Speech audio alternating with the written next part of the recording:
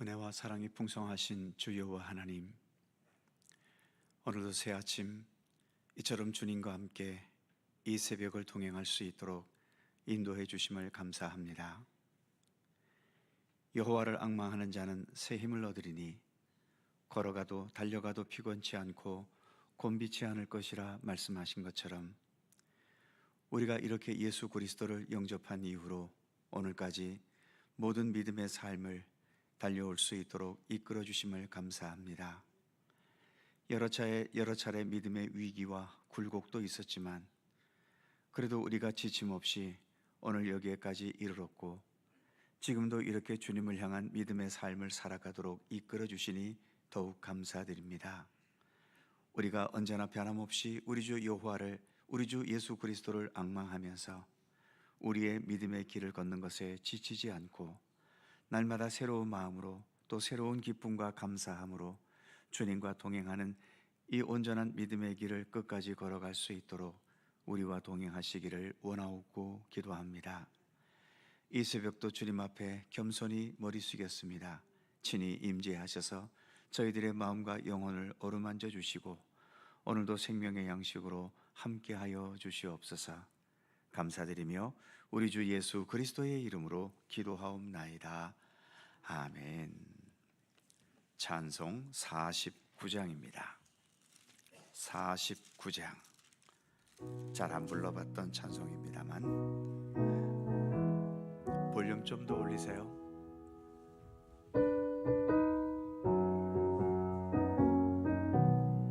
조금 더 올리면 좋겠네요. 하나님이 언약하신 그대로 넘치도록 복을 내려주시고 마른 땅에 담비 내리시겠네. 11조 바칩니다. 기쁨으로 봉사하며 우리 가진 재물로 11조 바칩니다. 11조 바칩니다. 우리 하나님 내리시는 복 쌓을 곳이 없겠네. 악한 마귀 이겨 찬송 부르고 주의 말씀으로 자유 얻으며 오순절에 성령 받게 되겠네. 11조 바칩니다. 기쁨으로 봉사하며 우리 가진 재물로 11조 바칩니다. 11조 바칩니다. 우리 하나님 내리시는 복 쌓을 곳이 없겠네. 영화로운 날이 시작되어서 이 세상에 전쟁 다시 없으며 성도들과 함께 쉬게 되겠네. 11조 바칩니다. 기쁨으로 봉사하며 우리 가진 재물로 11조 바칩니다. 11조 바칩니다.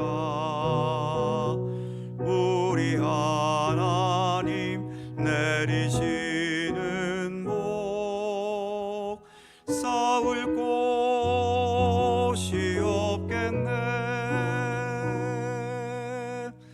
하나님의 것을 모두 드리고 주님 주신 복을 감사하면서 호산나를 높이 주께 부르리. 11조 바칩니다. 기쁨으로 봉사하며 우리 가진 재물로 11조 바칩니다. 11조 바칩니다. 우리 하나님 내리시는 복 싸울 곳이 없겠네. 아멘. 찬양대에서 헌금송으로 불러보기는 했지만 강대상에서 이 찬송을 부르긴 처음인 것 같습니다. 앞으로 또 11조에 대한 본문이 주어질지는 모르겠지만 그렇지 않다면 처음이자 마지막으로 부르는 찬송일 수도 있겠네요. 말라기에 있는 말씀을 그대로 하는 것이어서 11조에 대한 의미를 잘 전달해주는 찬송은 아닌 것 같고요.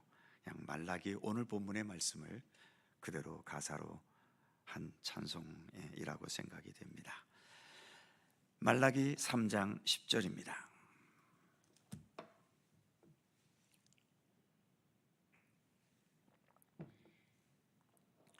말라기 3장 10절에서 12절까지 세 개의 절을 다 함께 한 목소리로 봉독합니다. 만군의 여호와가 이르노라.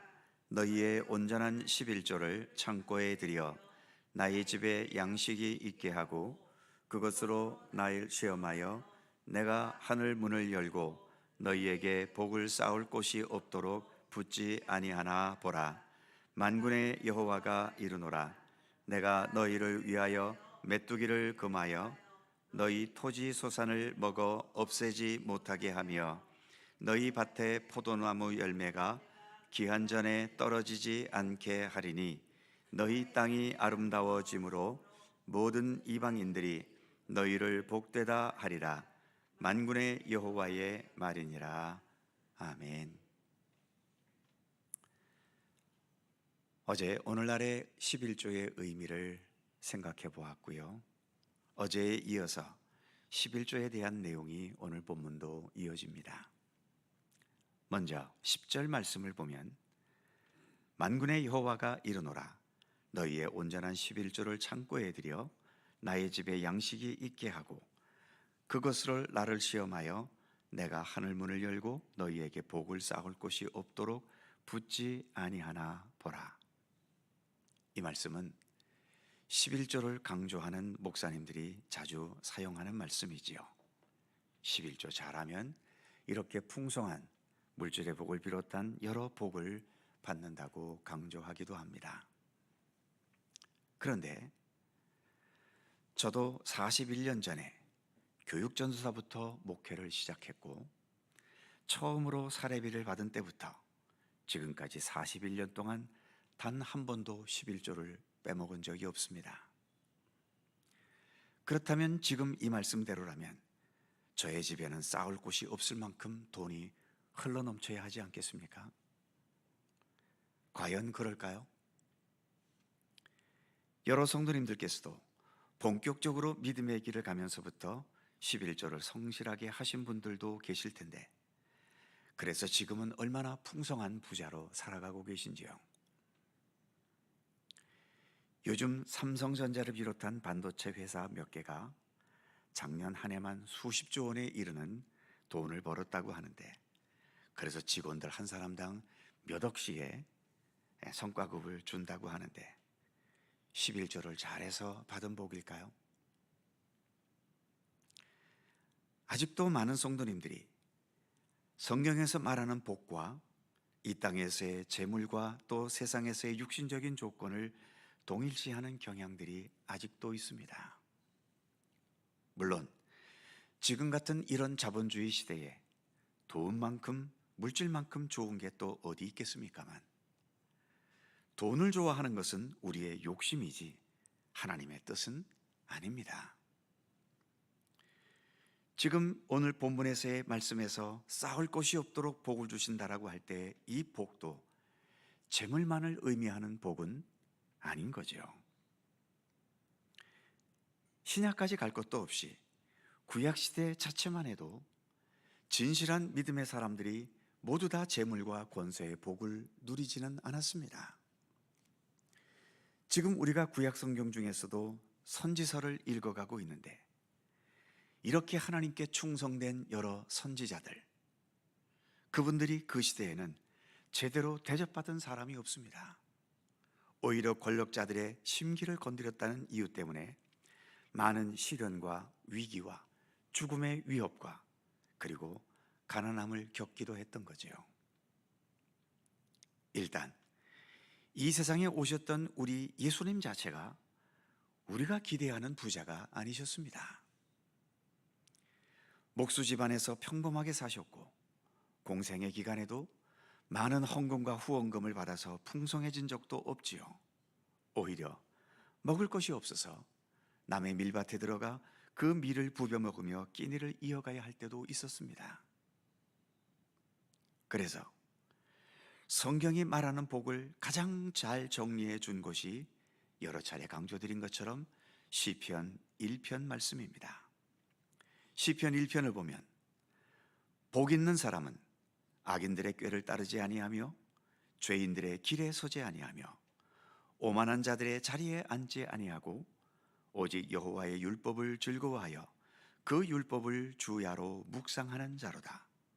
그는 시냇가에 심은 나무가 철을 따라 열매를 맺으며 그 잎사귀가 마르지 아니함 같으니 그가 하는 모든 일이 다 형통하리로다. 이 말씀 그대로입니다.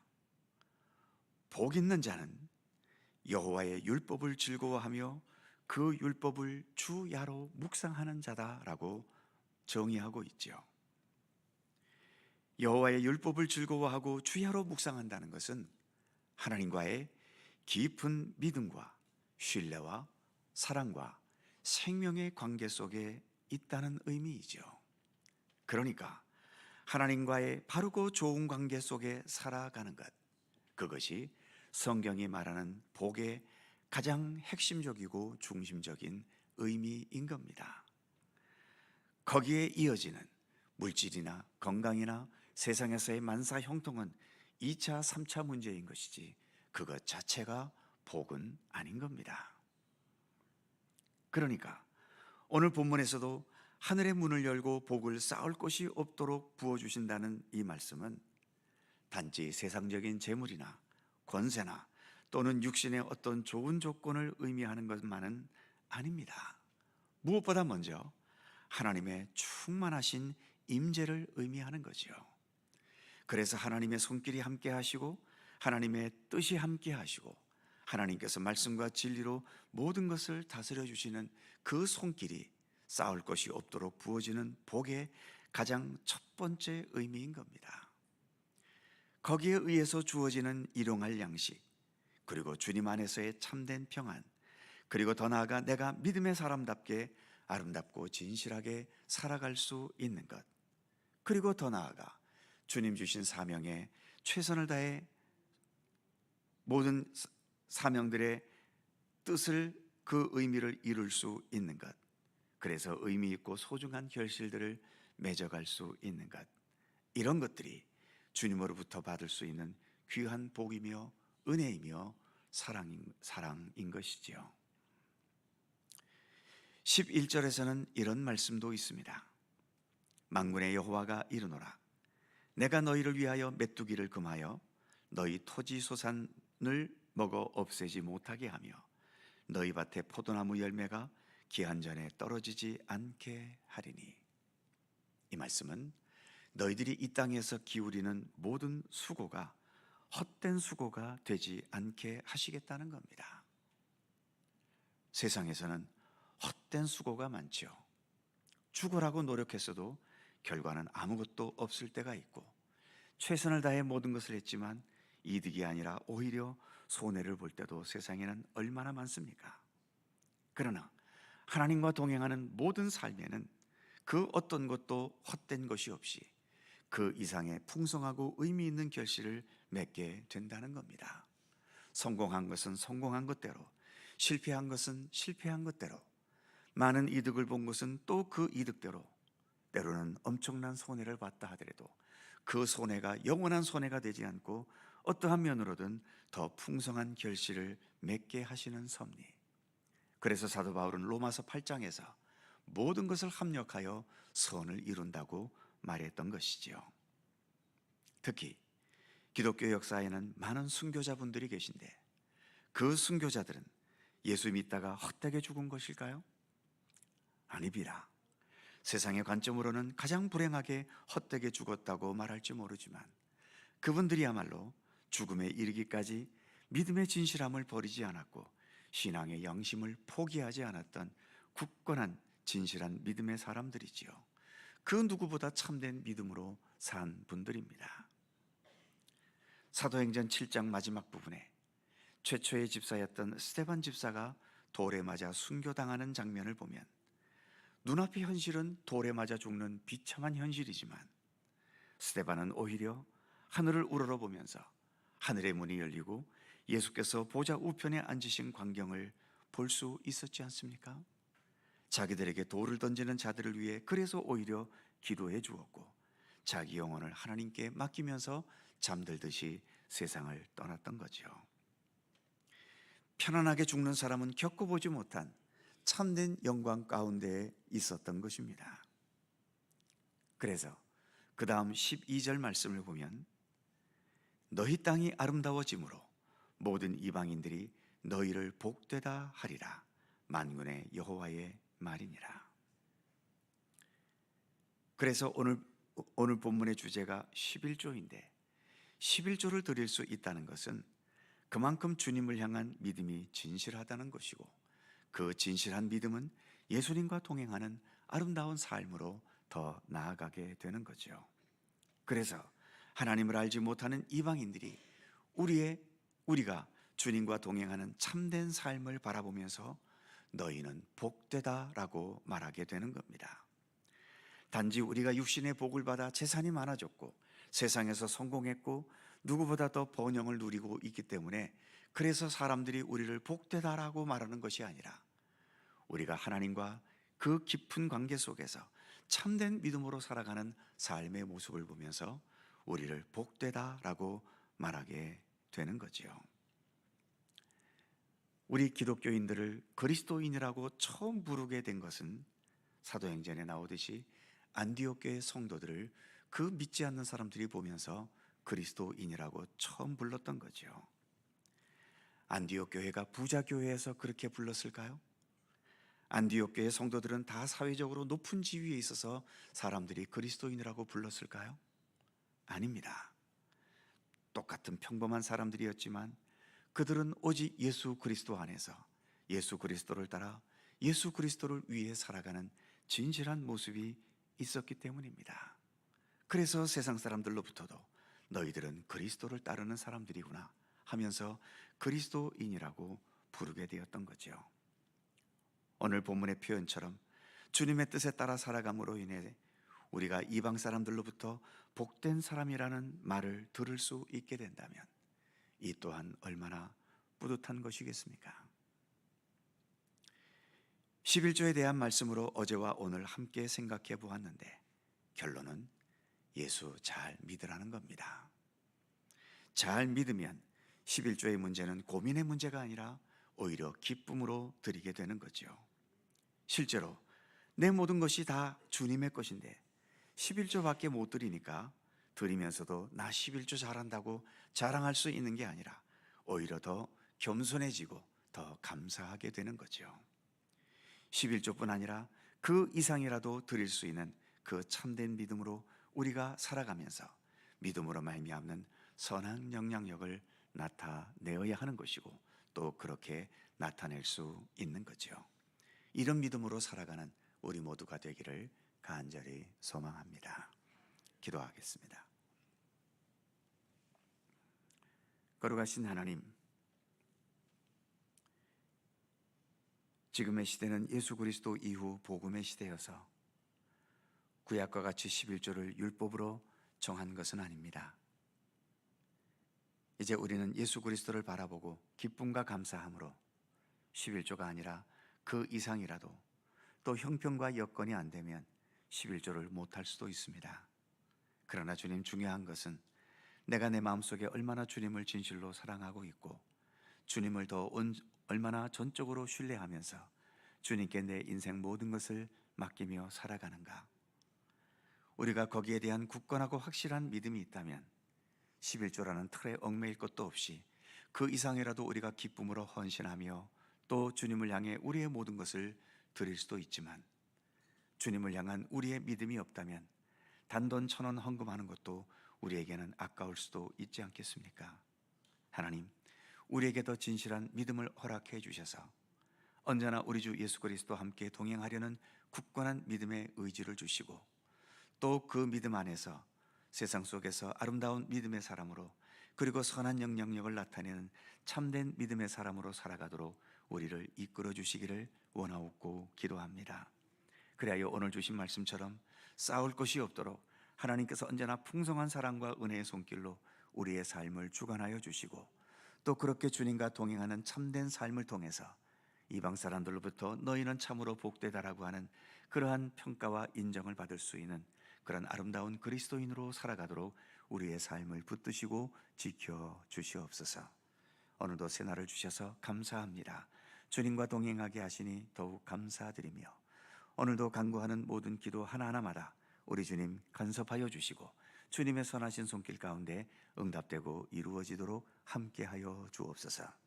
내일도 복된 주일입니다. 오늘도 주일을 준비하며 주님과 함께 모든 삶을 온전히 동행할 수 있도록 늘 함께하여 주옵소서.